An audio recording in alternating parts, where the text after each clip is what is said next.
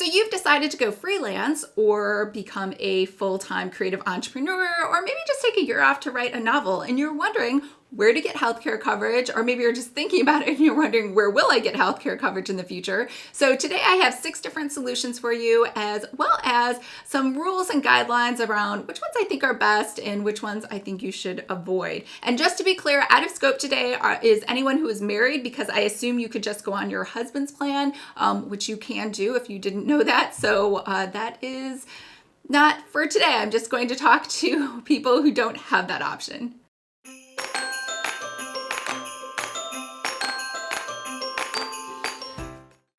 I'm Lisa, and welcome to my Cozy Mystery AuthorTube channel, where we talk about all things related to cozy mystery writing. So if this sounds like you or something you might be interested in, make sure to hit the subscribe button below. I post new videos every Monday. Now today we're talking about where to get healthcare coverage, because you have to have it. So let's just talk about that. Do you need to have healthcare coverage? In theory, yes. Otherwise, you'll pay a penalty at the end of the year. However, sometimes the penalty is lower than having paid for healthcare coverage, especially if you're relatively healthy. You don't really probably need it. So we'll talk about that at the end, a different option that you could possibly do. So the first one is, if you have a current job where you do have healthcare coverage, when you quit, you can just go on to COBRA. It doesn't matter if you are let go for a layoff or you are terminated for another reason, you still qualify for COBRA. The only circumstances in which you would not qualify for COBRA are if you are terminated for theft,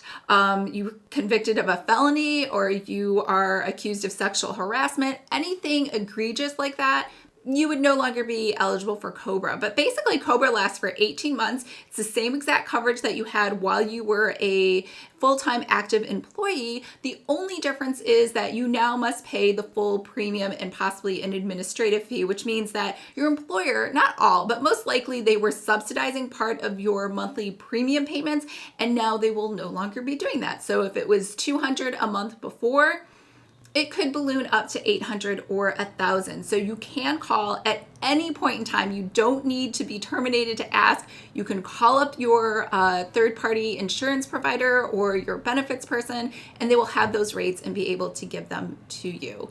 Now, the second option is, if you are 26 years or younger, you can just move back home with your parents and qualify for health insurance under their plan. And that goes all the way through until December 31st of your 26th year. So let's say you turn 26 on June 20th, which is my birthday.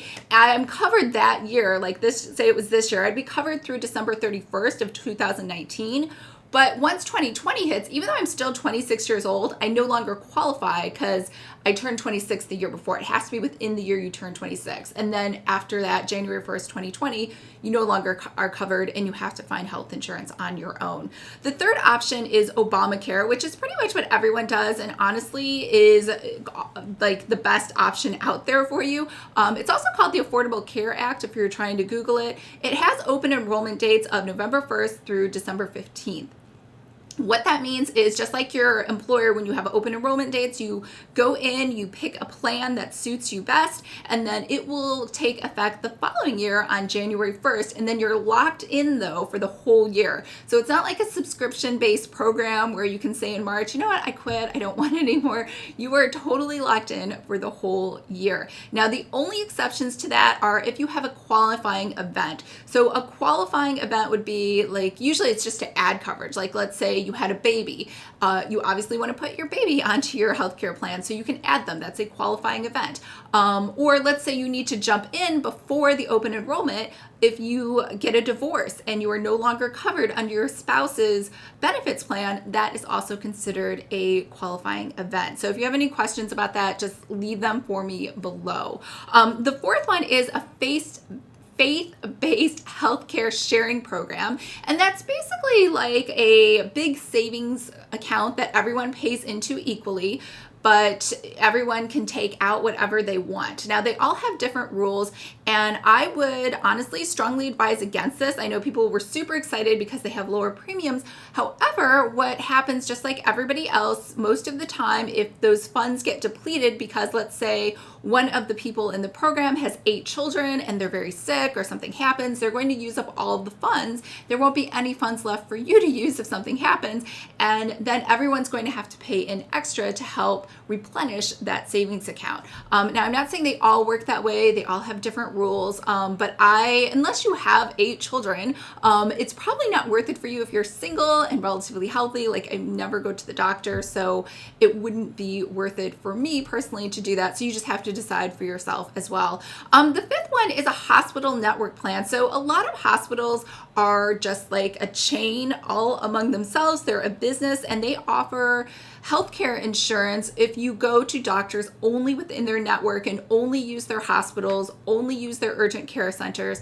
And I actually think this is a really good option. They're usually much lower priced than the plans that you find in Obamacare. So if you are in an area, and again, it depends on where you are. If you're in a small town where there's like one hospital, that's your only option, they probably aren't going to have a healthcare plan. So you have to be in one of usually a major city or near a major city so that you can take advantage of the services of one of those hospital networks. Now, to find those plans, you can just call the hospital directly, or sometimes on their website, they'll have information on that.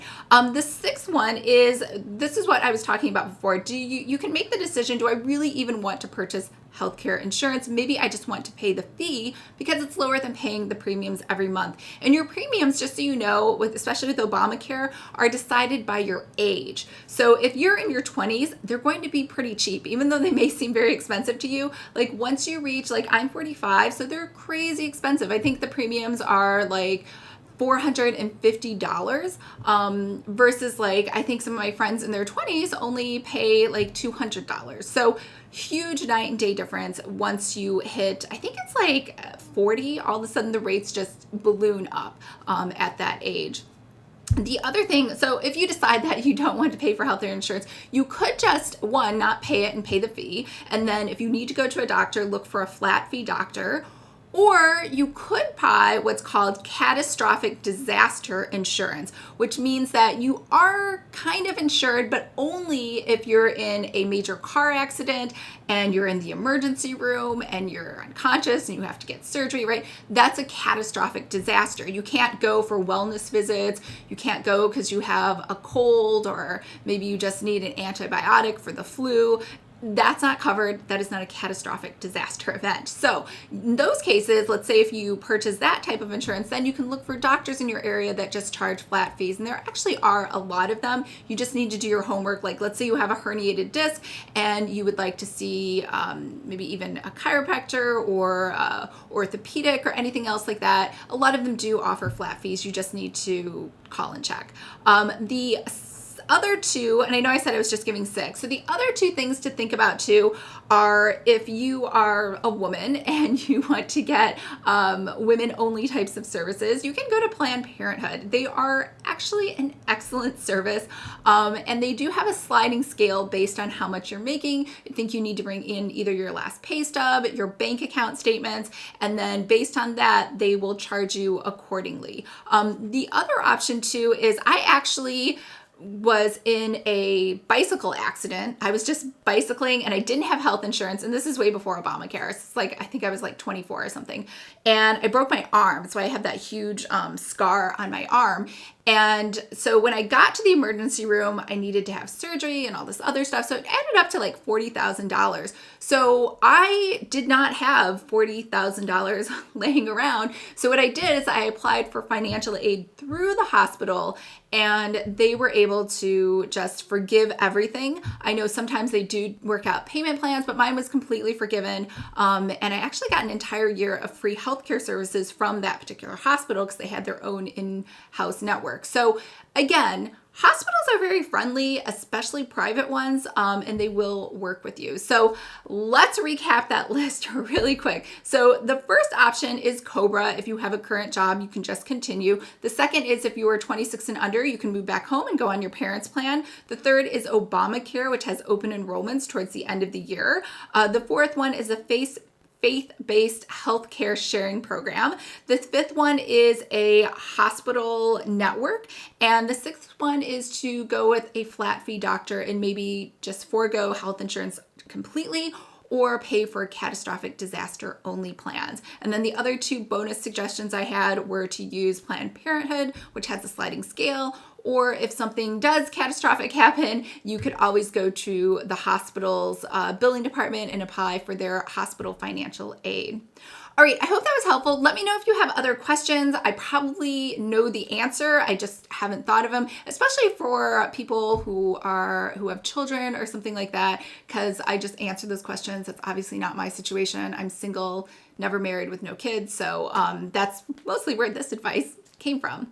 All right, I'm super excited about your new move to becoming a full-time freelancer or your move to just take a year off and write. So if you are looking to make passive income and you'd like to put an author business plan together, make sure to check out my link below. I do have a free webinar series on that, as well as a starter workbook to kind of get you going. All right, I hope everyone's having a fabulous day, and I will talk to you guys next week. Bye.